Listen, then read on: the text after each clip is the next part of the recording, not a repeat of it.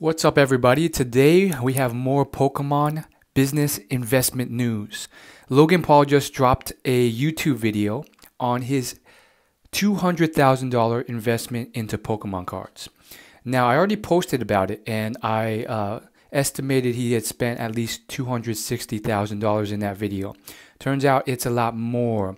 Based on his videos, you can tell at the least he spent probably close to $500,000 on Pokemon. How do I know that? Well, he tells you the price on his first edition booster box, and then he shows you all the different boxes, and you can spot check a lot of the PSA cards that he shows in his videos, and it's much more. It's at least $400,000.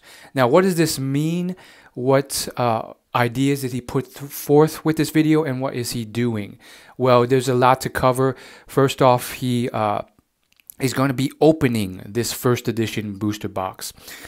So this is the first ever print run of Pokemon, and so it is a very, very rare booster box. And what does this mean for the Pokemon card investing world? What does this mean for just Pokemon cards in general? What does this mean for everyone who might now be flooding the market and inflating prices, generating a bubble and a crash? And what about all the other drama being put into it? There are people who, in Logan Paul's video, his friends, who are saying that he's crazy, that it's just a stupid hobby, that the whole thing's ridiculous, that he shouldn't be spending that much money on cards. Well, I want to address that point first because I disagree. It's disrespectful to me to call Pokemon this tiny little hobby.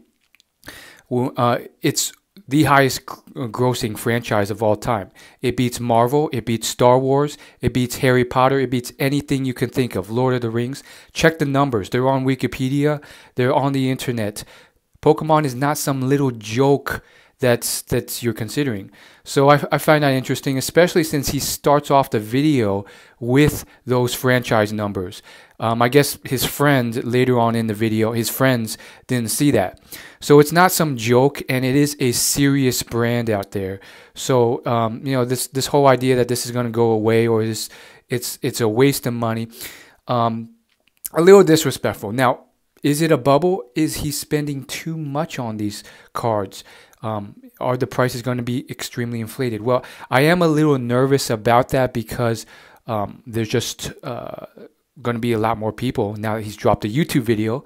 All his YouTube subscribers, after posting on Instagram, are going to probably get intrigued, and they're going to push up the market even further.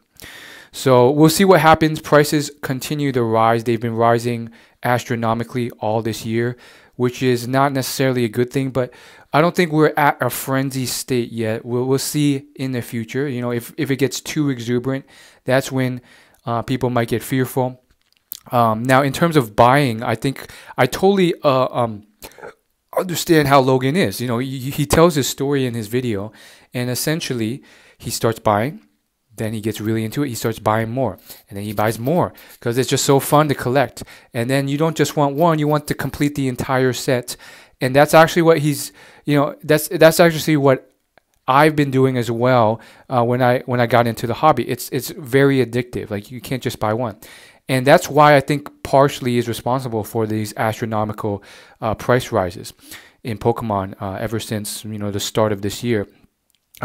With the quarantine and COVID, and then people being bored, people are getting back into the hobby or into the hobby for the first time. And once they buy one, well, they can't just have one card. They have to complete the whole base set, or they have to get the starters, or they have to move on to the next few sets. And Logan, you can tell he's starting to really educate himself on the whole thing.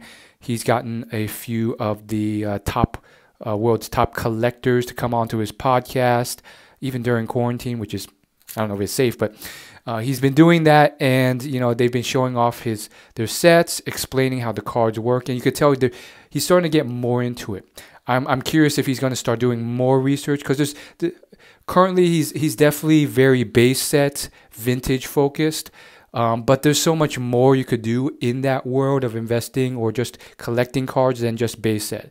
There's Wizards of the Coast sets, Jungle, Fossil, Rocket, and then there's modern sets, and then there's promos, and then there's trophy cards. So there's a lot he can still learn about and collect, and some of it's bomb and really rare just as well. And you can tell he's starting to get more acquainted with that world and researching, which is great. Now, in terms of his most largest purchase recently, it is the base set first edition booster box. Let me explain this and what he's doing. So he bought the booster box on a very official live stream auction for about $200,000. Now keep this in mind.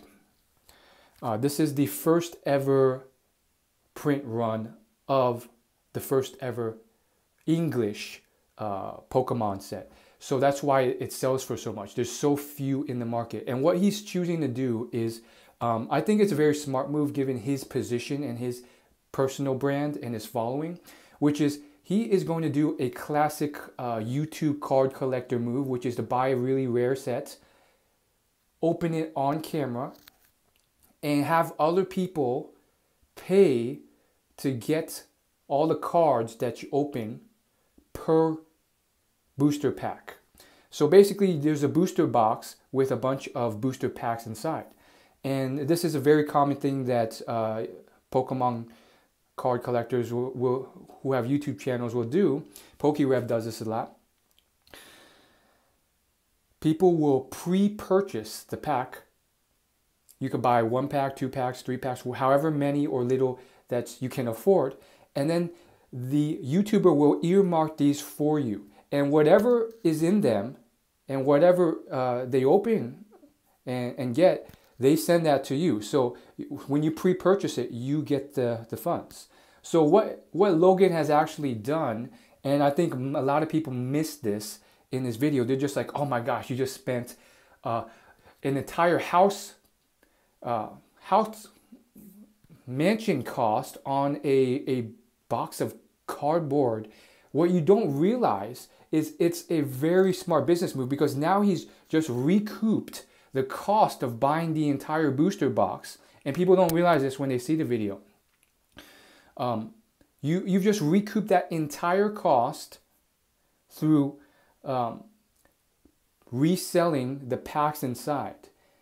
And since he's going to be live streaming this, he's going to generate a lot of views, maybe more views than any previous Pokemon channel has, and make that money back in ad revenue. Now, I think that's a pretty smart move to make, but he had other options too. With his budget and his wealth, he could have just opened them himself and kept whatever's inside himself. And that's another thing that could be very lucrative as well. If you pull one Charizard from that card is worth so much, it's a crown jewel, that you can pay for the whole booster box that way as well. However, for whatever reason, he's choosing to pre-sell the booster packs, from what I could tell in the video. So, you know, in the video and in the comments, you see a lot of people saying, oh my goodness, I can barely pay off my debt. I can barely pay for my car, my school tuition. And this guy's showing off by spending all that money. Well, and here's the thing, a lot of people are complaining and not recognizing that it's a flex as well. It's a demonstration of his wealth and his buying ability, also a social media move to grow his following. And then they also don't understand it's a business move, and he's gonna make it all back just off the pre-sale and then the video views. Now he could have kept the box and kept it sealed and not opened it. And that, I think, you know, if he didn't have his massive following, that's what I would have recommended he did. In fact, in 99% of situations, or okay, maybe 90% of situations where you're looking to, as Logan's doing, invest and grow your income, keeping it sealed is probably the best move. Why is that? Because notice what happens when big YouTubers or just people get their hands on a booster box. Most of the time, they can't resist but to open it. But is that a sustainable business model? I don't think so. Maybe for now, but what happens in 5 years from now when, the supply, which is already extremely, extremely low, just keeps getting bought and then opened? Yeah, you're going to get that money back in ad revenue, maybe if you get enough views on that opening. But then what? And how much do you really get from views? I mean, I've seen some of these booster pack openings only get like 50,000, 100,000 views. That's like $100 sometimes, $200. Was that really worth spending 10K on a booster box from it? And so, some of them make it back by pre-selling, and then, I'm assuming the pre-sale rates just have a premium on them, so they make it back that way. But that is not a sustainable business model. It's not like Shake Shack or Chick-fil-A, where there's a constant supply of potatoes and meat for you to turn into food. You are running out of supply as you open up those booster boxes. So it's an interesting thing, from a investment perspective. I think in the long run, if he was going to hold this, he probably would have made the most if most people would have made the most if he kept it sealed. But where's the fun in that? That's his personality. If I had his income, if I had his personal brand, maybe I would open it too. It makes sense because, he wants to turn this Pokemon thing into a real fun experience for him. And he's found an alternative way that many other Pokemon YouTube channels use to kind of recuperate almost all that money and then make some money off of that instantly. So that's very interesting. I am curious where he goes from here. He's hinting that there's already 2 other Pokemon videos that he's going to drop in the future. So it's a very interesting time. And if you looked at his videos, clips from that video, you could tell he bought a lot of cards. Like there's this one shot where he just lays out all these new cards he bought, all PSA graded, on his couch footrest. And there's at least 20 things there. And so, you're talking $500,000 spent on these cards. Now, let's just be frank. If he had bought them at the start of this year until now, like that would have been worth like $750,000. Like the prices are rising, and that's just a very, very rough approximation. But I'm pretty concerned and cautious that there might be a crash, or there might just be frenzy buying that will push it up, and then they will crash as they have done before 2 or 3 years ago. Once the frenzy dies out and then it comes down. But how can you time this thing? Will that happen a month from now, or 6 months, or 2 years from now? Probably sooner than later, but maybe not. You can never time these things, and you don't know. So the whole thing is very intriguing to me. Of course, I have been starting to collect cards. I've been doing it since much earlier this year, and I'm a huge fan of Gary Vaynerchuk too. But I love it for sentimental reasons. I am a huge Pokemon fan. In fact, I've kind of built a pretty noticeable TikTok following on Pokemon Go, which is why a lot of my new YouTube subscribers are Pokemon Go followers from TikTok. I think this is all very fun, and just from the entertainment standpoint, I think it's all really good. I am very curious to see where he goes from here, and see what happens. Is he going to bring in a lot of the other Pokemon card collector YouTube channels and have a discussion with them? I think there's a lot of things that he can do and play on, and he's taking this seriously. I got to hand to him. He's not making a mockery of this. He's taking it seriously. He's getting serious. He's learning about the different types. He explains it all in the video. So it's intriguing how things go, and you can tell he understands it. When you pull a Charizard, you don't want to mess with it, bend it, touch it, look at it.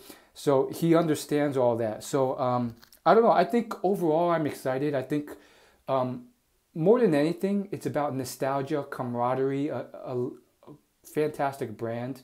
And it's bringing back that generation people who love that stuff and can bond over it once again in some way, shape, or form. So just as a bystander, it's entertaining to watch. But in terms of a collector, as an investor, I think it's, part of me is super excited, but part of me also is wondering, okay, what does that mean for the market? What does that mean for other collectors and investors out there? Will our prices plummet? But overall, I'm not too worried. I think in general, it's going to be a fun time. So we'll see what happens.